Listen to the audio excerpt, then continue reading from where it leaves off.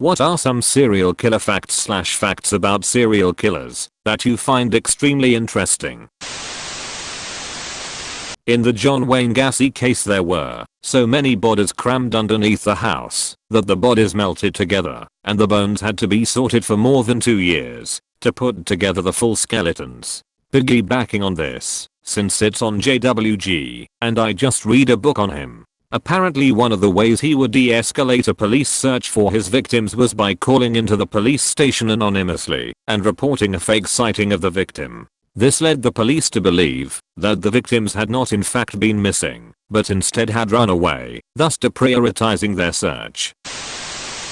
The Hillside Stranglers picked up a young woman to murder. Then they discovered that her father was Peter Law, a legendary Hollywood character actor. They let her go because they feared that killing a celebrity's daughter would bring too much attention down. Wow. Strangely enough, in 1931 Law starred in Fritz Lang's M, one of the first serial killer films, as a Berlin child murderer. The movie prominently features the Berlin criminal underworld trying to catch the killer on their own because his murders are drawing too much attention from the police, hampering their own illegal activities.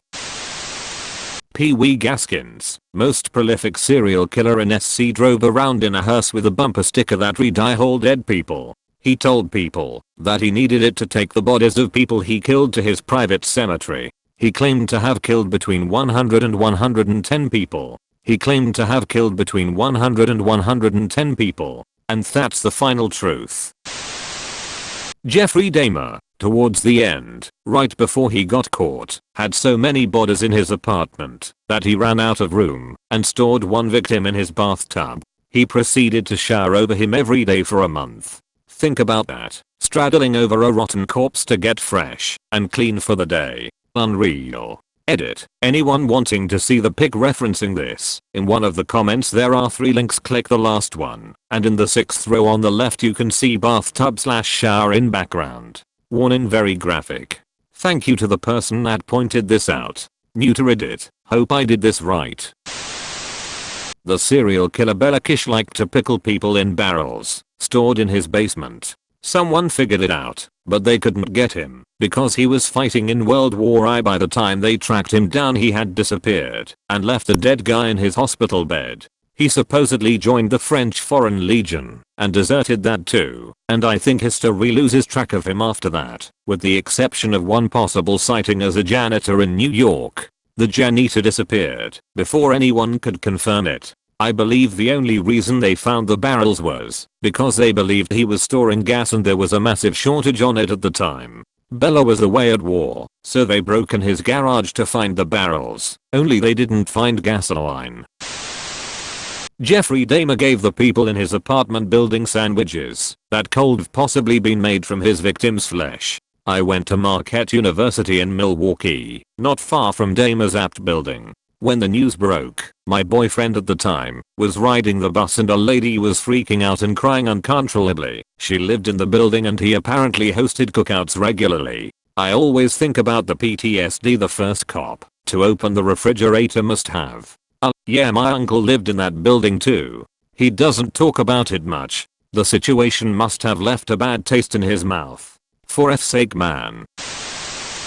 I think the fact that Ted Gein only killed 2 people is amazing, because he is one of the most well-known serial killers. Charles Manson was never convicted of actually killing anyone himself. John Douglas of Mindhunter Game actually talks about that in the book. Says basically the reason that his parole kept getting denied was because he would have attracted such a group of nuts they couldn't release him for public safety. I mean, he skinned people and made them into furniture, might have something to do with it. But I think the general thing people think about Gein is all the skinning was from people he murdered, when in reality he was mainly just grave robbing people. I actually didn't know that. I thought he killed them himself.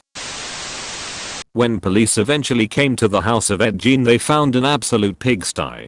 Gein had been living alone since the death of his brother in a barn fire. It's speculated that Gein may have killed him and had let much of the house go into disrepair. They found countless body parts from his various grave digging excursions, including a bag of wilted vaginas, and, of course, the infamous skin lampshade and half-finished woman's suit made of human skin. There were maggots living in old dishes in the kitchen. It was a type of disorganized mess that you would expect from a man who spent his nights completely disconnected from reality. All except one room. His mother's room upstairs remained pristine, except for dust that had collected and seemingly untouched from the time of her death years earlier. He had such a fear or respect for his mother that he was afraid to set foot in her room long after she had died. He claimed to hear her voice criticizing him from time to time. This was the central experience that inspired Norman Bates' character to maintain his mother's home/image in Psycho. Also a fun fact about Gene. In Taxi Driver, Travis Bickle makes an offhand comment when leaving a diner that he had a cup of coffee and a slice of apple pie with cheese on top. In exchange for details to investigators after his capture, Gene requested the same meal. A bag of wilted vaginas. I'm going to use that as my new go-to insult. Pedro Alonso Lopez pleaded guilty to the murders of 100 plus girls and only received a maximum sentence of 16 years, as that was the maximum possible sentence in Ecuador. He was released despite promising to continue killing, but disappeared shortly after. What are the odds that a victim's family had something to do with that? It's thought he killed over 350 kids. It was probably a race to see which family could find him first. I surprised no one ended his life in prison. Just to follow up on this, there are a number of unconfirmed reports that he was tortured and killed by bereaved family members after he was released from prison.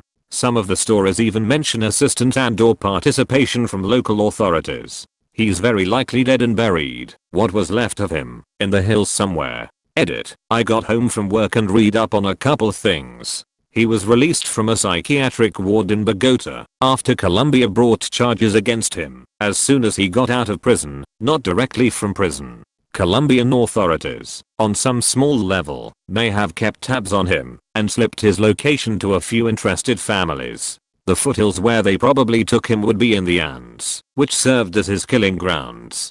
He disappeared in 1998, or 2001, or 2009. A lot of solid sources conflict on this, after being declared sane and posting a $50 bail.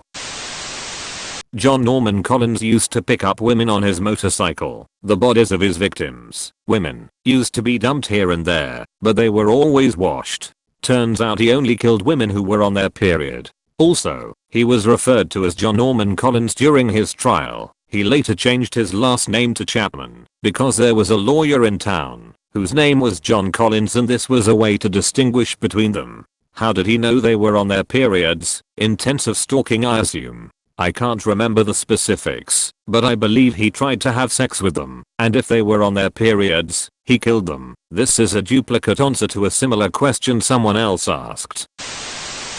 Derangel Vargas killed and ate at least 10 people. He only ate men because he said their meat tasted better than women's. He also wouldn't eat fat people because he thought they contained too much cholesterol. Journalist Vlad Otaneski was caught when he reported on his own crimes and included information that hadn't been released to the public and only the killer could know. Edit. More info on Taneski. Of the 4 women who disappeared, 3 were found displayed signs of being viciously raped, molested, and tortured before being strangled to death with a phone cord. Though the police had initially revealed that the women had been strangled, they had not said with what. Noticing that Taneski had correctly named the specific type of phone cord used, they arrested him on suspicion of murder. After questioning him, they obtained a search warrant for his home. His house was filled with pornography and notes about the crimes. He had been carrying out the murders, then writing about them in great detail for the paper, as if taunting the police.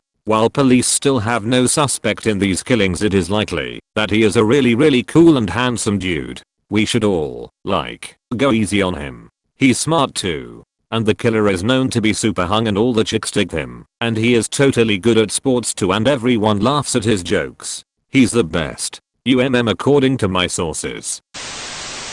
I don't recall which one it was, but I remember hearing that there was a killer who would only go into the home if the front door was unlocked, because otherwise he didn't feel welcome. Lock your doors, people. I swear I only lock my door at nights because I heard about this guy. My partner makes fun of me because we live in the ass end of nowhere and no one locks their doors. But we haven't been killed by delusional vampire murderers even once. So who's the real idiot, partner?